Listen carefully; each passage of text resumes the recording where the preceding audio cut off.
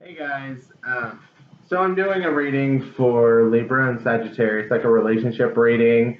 So I like to do these thinking with your like sun, moon, rising, Mercury, Mars, Venus, all that included, because I just had some readers pick up my Mars energy. I've had some readers pick up rising sun and so on. So if this one doesn't do it, maybe someone else will. But these are relationship readings, so I imagine like you have a significant Libra placement you resonate with, and maybe the other person would have a significant Sagittarius or vice versa. So getting into this energy, I feel specifically like Sagittarius is mad at the Libra. Like I feel like they were saying, "I'm mad at you.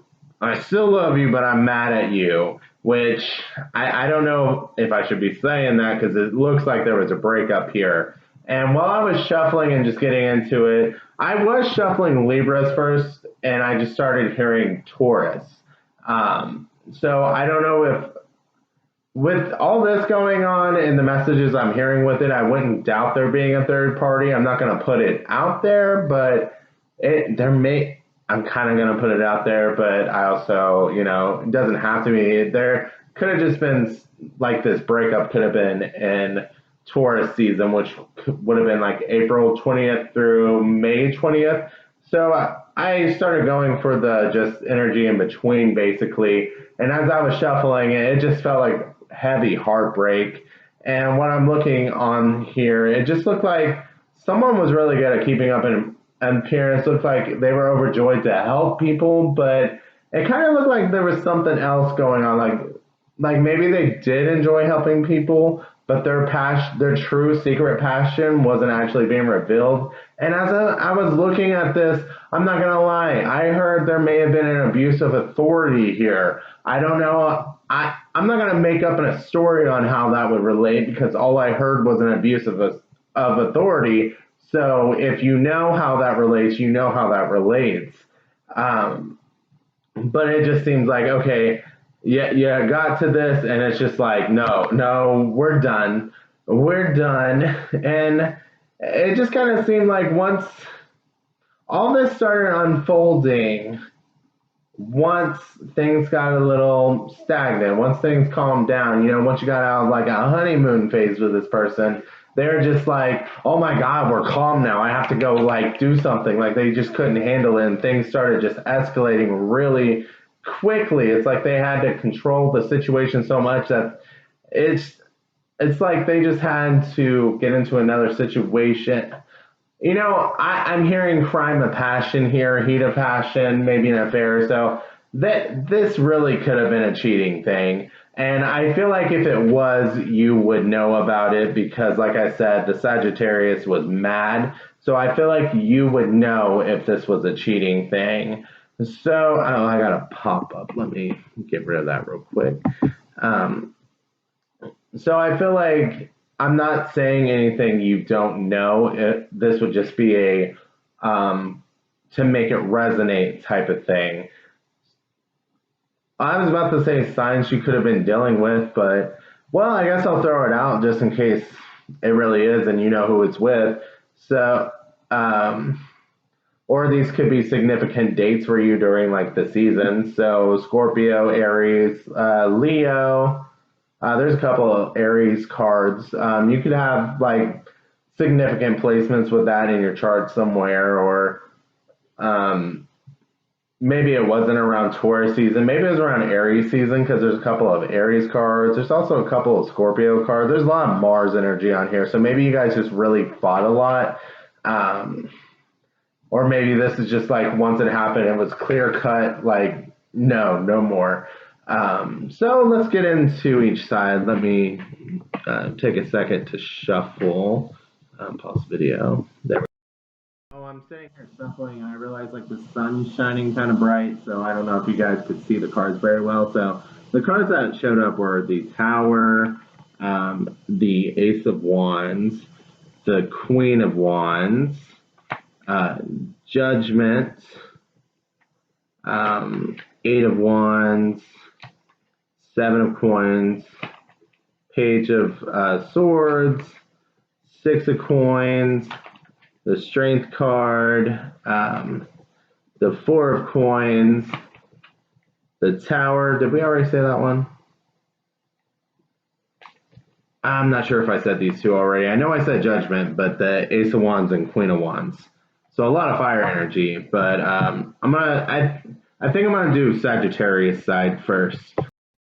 Okay, so just real quick, I'm shuffling, meditating, getting into the energy, and I just feel that like energy from Sagittarius that they are pissed, but they act so cold and distant around you that you will never know it if you're the Libra in this case, if this reading is resonating. So Sagittarius, I think you are letting go of the situation and trying to plan on what you're doing next, putting forth the effort to think about what you're going to do next, where you want to go, what you want to create. You may be ignoring a little bit of like the pain you're in right now, just trying to distract yourself with new adventures, trying to get past this pain. You are trying to grow from this experience. I do see that, but I think there's still just a little bit of, it's almost like, okay, you're just going to move on really fast. And try to have fun, try to really enjoy yourself. And like with this Knight of Cups, I just feel like it's fuckboy energy, fuckboy or fuckgirl energy, to be honest. Excuse the language, but it is what it is, you know. I don't know another way to say that. I guess player energy would be a good one, but it's just like you're kind of after one thing. There's two Scorpio cards on here.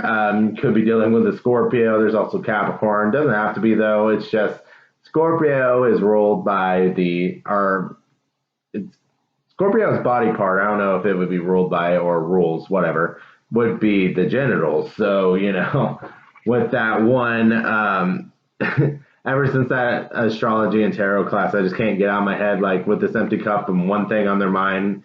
The Knight of Cups can kind of be that fuckboy or fuckgirl energy, and that's kind of why I say that sometimes. And I think this is what you're experiencing. You're trying to have a good time, but you may end up being a little bit of a heartbreaker right now. And I don't know that you see what you're doing because you're distracting yourself from your pain. So I wanted to draw advice for Sagittarius.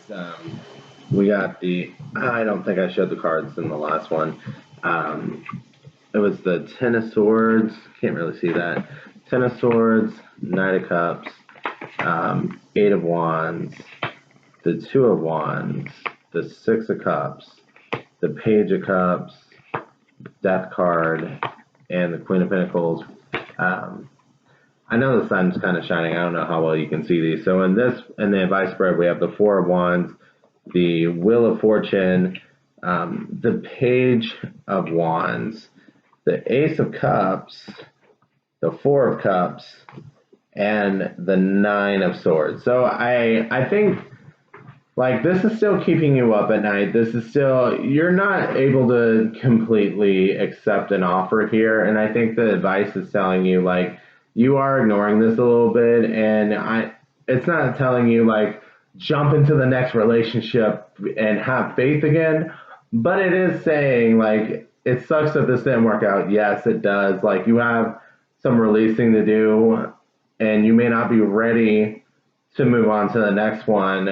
But there's also an element of like, okay, there's still hope. There's still things that can be built in the future. There is still expansion. There's still new adventures for you. There's still just new offers that could come in for you. Maybe not right now. You may not be in the place to accept them, but they are here. Like this isn't going to be the end for you in case like you know you were really banking on this one. I think this is just a reminder that whenever you're actually ready and whenever you find something that you're actually passionate about, like this adventure, you will have another adventure basically. So let's go ahead and go to the Libra side. So we have the Seven of Pentacles again, which, you know, I thought it'd be a good idea to split up the readings, the sides and everything between decks. So I think it's a good idea that I did, because the Seven of Pentacles was kind of like that boredom and then the reckless behavior. So I am feeling like more it is your side, because it is keeping you up at night.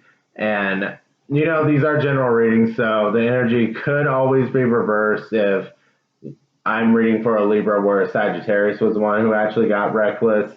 Um, but this is where I feel like the energy is right now. So this is how I'm going to read it.